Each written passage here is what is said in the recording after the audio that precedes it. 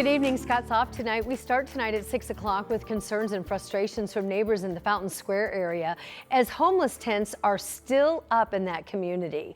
This is a story that we've been watching and following and tracking for over a month now. And residents are reaching out and they want to know if the city is actually helping these residents move. Our Matthew Foltz took these questions to city leaders today and joins us now live in studio with some of the answers that he received. Hey there. Yeah. Hey, afternoon to you. And I can tell you right now, I spoke with one resident who reached out to me with frustration, and right now he tells me, quote, this should have been shut down yesterday. Some city leaders tell me they believe the housing issues for the homeless should have been addressed years ago, so now they're working as fast as they can to get those in the tents into a home.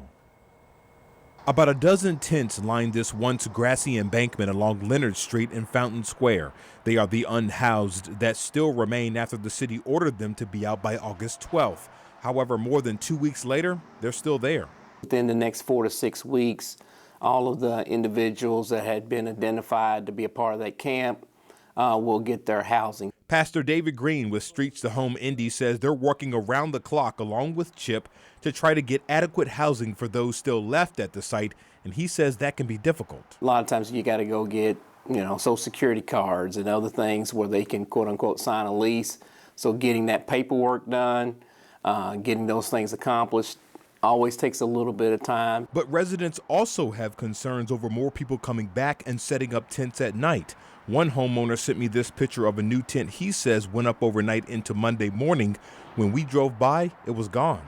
Obviously, if the camp was supposed to close and you move, but you find out that people still there, there's going to be a tendency to try to drift back in there. We noticed 2 IMPD officers cleaning up debris in the area Tuesday, but it's unclear if they were forcing anyone to leave. When I reached out to IMPD to confirm if they have forced any new unhoused people out, they referred me to OPHS, who could not confirm, leaving residents confused, in fear, and fed up walking out of their home.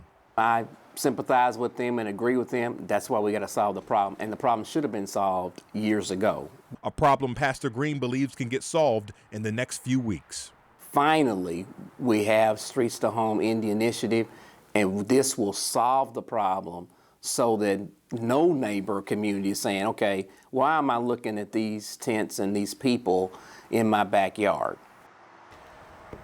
Now again, Pastor Green tells me he is confident that they can get this solved by the end of next month because so far they've had help from faith-based organizations as well as churches here in Indy that have raised nearly $200,000 just within the last week alone. And he tells me that will all go towards covering the unit cost at different housing organizations. And he says their research shows that just $30,000 alone can cover the entire year for expenses for once these unhoused people move into our housing. So we'll see how it all plays out. Yeah, but it does take time. These are all individual people with individual situations and circumstances and needs. And so it is hard to think that you would just pick an arbitrary date and handle everyone at the same time.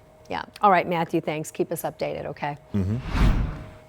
Tonight, an Indianapolis man is sentenced to 2 years behind bars for breaking into and stealing from a gun store in Greenwood. It happened in December of 23 at the store that's called U.S. Defense Solutions. Ivan Bautista pleaded guilty after stealing more than $80,000 worth of guns. Police say they were able to identify Bautista as a suspect by using photos like this one, showing him posing with the stolen guns. Police also arrested 2 other teens in connection to that burglary.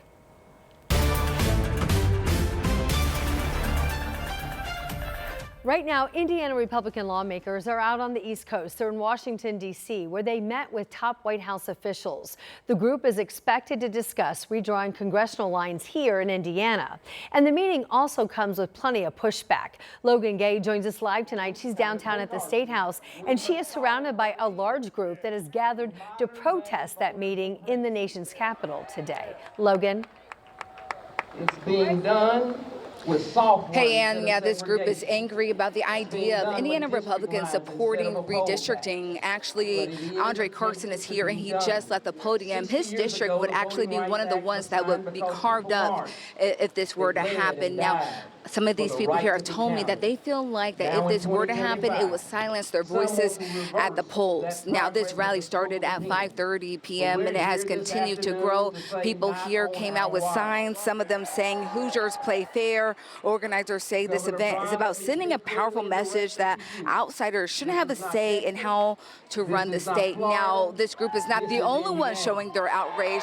Earlier today, lawmakers also showed their anger at a different gathering. They said that if this were to happen, a special session were to happen, taxpayers would not only have to pay for that, but also for the state to defend itself against any lawsuits. Now, we have here 13 News State House reporter Emily Longnecker is here with me right now because she actually just got off the phone with a Republican lawmaker, Indiana Republican lawmaker, who's right now in D.C. Emily, who did you talk to? What did they say? So, look, I talked with a state representative, Republican Jim Lucas. He has been in D.C. for the past few days, and he talked to me on the phone. And if you remember, Representative Lucas, when all this talk of redistricting emerged, he was a hard no. He said that publicly in social media posts. Now he says he is open to the idea.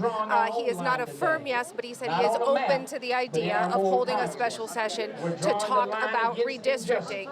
Lucas said it was a 4-hour meeting with several members of the cabinet of the Trump administration. He said about 60 to 70 members from the Indiana Republican delegation were there, both House members and members from the Senate. He said several topics came up, including the topic of redistricting. Lucas characterized this as a meeting that was very cordial. He said there was no arm bending or no arm twisting, but he said the vice president made several good points about why redistricting would be important. And he said, you know, his first responsibility is to his constituents, but he said after listening to the vice president, he heard some thoughts that kind of represented the bigger picture about this issue. So he said that he is no longer a hard no. He is not a definite yes, but he is open to the idea. And you can see, though, from the crowd here, these folks definitely not open to this idea, but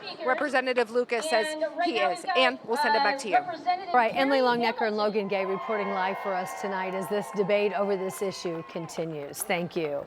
Angela is looking at the weather today. A beautiful day, a kind of a crisp and cool start for sure. For sure, you needed the jacket or the sweatshirt this morning, and you'll need it again tomorrow morning. And maybe as you head home from Gainbridge Fieldhouse, Seattle Storm in town to take on our fever. Evening temperatures in the upper 60s and low 70s. We're at 70 Morris Reservoir, 72 Carmel, 68 in Connorsville right now.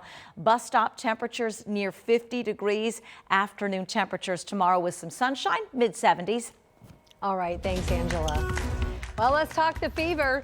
They are winding down. They're in that final stretch of the regular season, clinging to a playoff spot. There's just 7 games to go. Tonight, they're hosting the Storm. They're looking to climb in the standings by getting a win. Rich Knight joins us live from the Fieldhouse with a preview of the big matchup tonight and also the big giveaway that makes this night a little unique. Hey, Rich.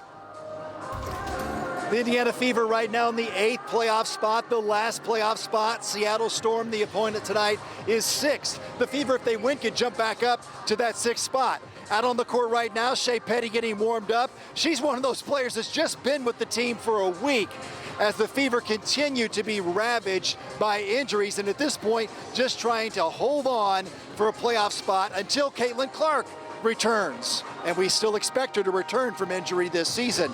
And tonight, you see on the seats tonight, all the fans are getting a brand new t-shirt with Caitlin Clark's new CC logo. She's now a Nike signature athlete, and so all the fans will get a t-shirt with this new logo on it.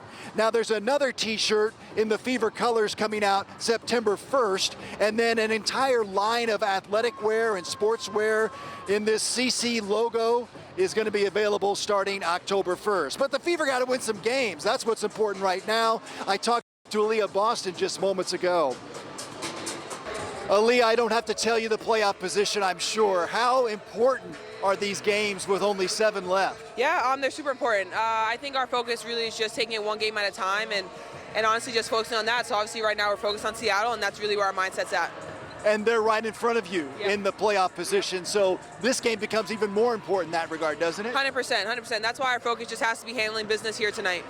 How do you continue to have a mindset against all these injuries? Yeah, I mean, you just come in and you're prepared. I feel like since the start of our season, it's been next woman up if in case anything happens. Obviously, there's been a lot of stuff that's happened this season. And so for me, it's just once again, continuing trying to be that consistent piece for us.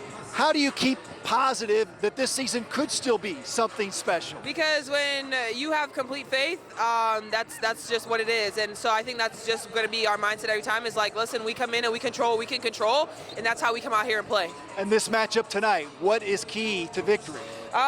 You know, just not giving them a lot of second chance shots, just guarding our yard and just being physical.